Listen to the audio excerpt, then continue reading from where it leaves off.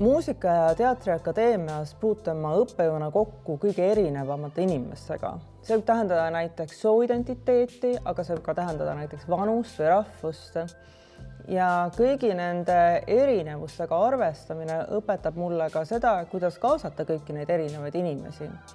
Näiteks vahel satub mulle tudengeid, kes on küll juba eesti keele õpingutega algust teinud, aga võib-olla nad ei valda seda keelt veel 100%.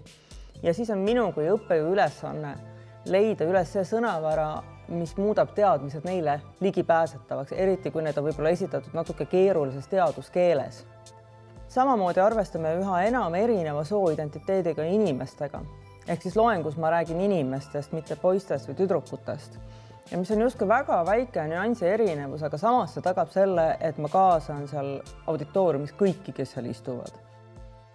Või siis näiteks on mul olnud juhus, kus mul oli kursus, kus me analüüsisime popmuusikat ja visuaalseid representatsioone, mida siis artistid endast loovad. Ja mu kursusel oli nägemispuudega noor. Ja selleks, et näiteks aru saada, kuidas siis anda seda materjali, visuaalset materjali edasi noorele, kes ei pruugi seda näha, pidasime näiteks nõu Eesti Pimedate Liiduga. Ja siinkohal ma üldse julgustaksin, et kui on auditooriumis või kus iganes vähemus või alaesindatud rühma kuuluvaid inimesi, siis alati tasub nende esindusliitudega nõu pidada. Ja sageli me muidu hakkame ise jalgratast leiutama.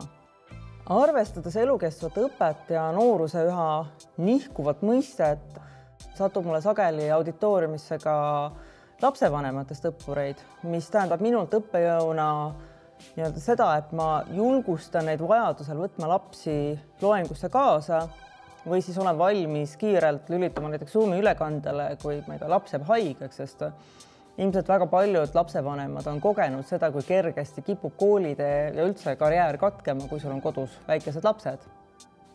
Küllap on selliseid kohati väga erinevaid näiteid iga õppejõu laual. Ja ma arvan, meil kõigil on omad nipid, kuidas nende situatsioonidega toime tulla. Aga mul on väga hea meel, et me oleme jõudnud aega, kus me mõistame ja näeme seda mitmekesisust, mis on meil klassiruumis.